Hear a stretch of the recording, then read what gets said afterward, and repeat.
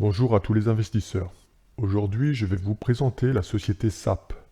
Mais avant, je tiens à préciser que cette vidéo n'est pas un conseil en investissement. SAP est le leader mondial du développement et de la commercialisation de progiciels intégrés. Le gros de leur chiffre d'affaires se joue sur la vente de progiciels comme la gestion financière, de gestion des ressources humaines, de la relation client, des approvisionnements, etc. Et également bien sûr des prestations de maintenance. Quand on regarde son chiffre d'affaires, en 2016, il était de 22 milliards 62 millions d'euros et a progressé chaque année pour atteindre les 27 milliards 553 millions d'euros en 2009. Donc une belle performance.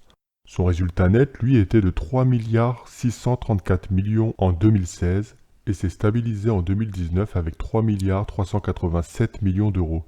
Donc jusqu'à là, tout va bien. Pour ce qui est de sa dette courante et non courante, elle s'élève à 16 milliards 197 millions d'euros, un montant bien inférieur aux capitaux propres qui, eux, sont de 30 milliards 839 millions d'euros. Donc l'ensemble est très positif. Regardons maintenant le graphique. Depuis 5 années, on voit que le cours suit la progression croissante des résultats de SAP. Un canal haussier s'est dessiné, a cassé rapidement pendant la crise, avant de le réintégrer tout aussi rapidement.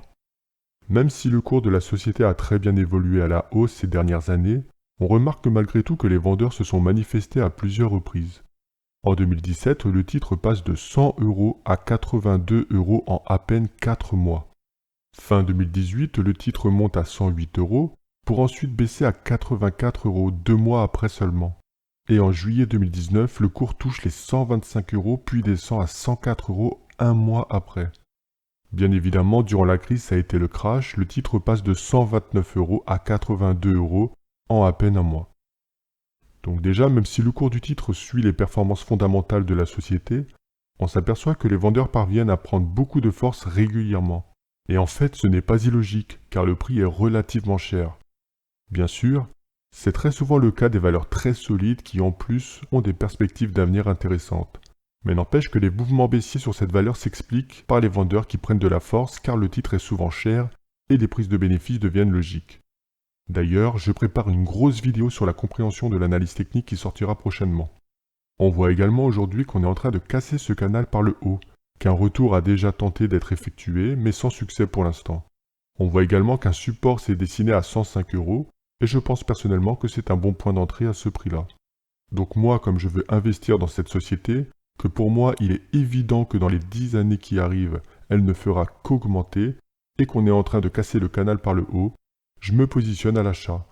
Je garde de la liquidité pour me renforcer si le prix baisse brutalement, et on a vu que sur cette valeur ce n'est pas impossible, et je m'appuierai sur le support à 105 € pour me renforcer.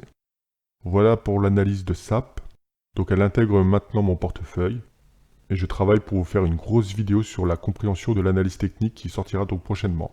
J'espère que la vidéo vous aura plu et à bientôt donc pour de nouvelles vidéos.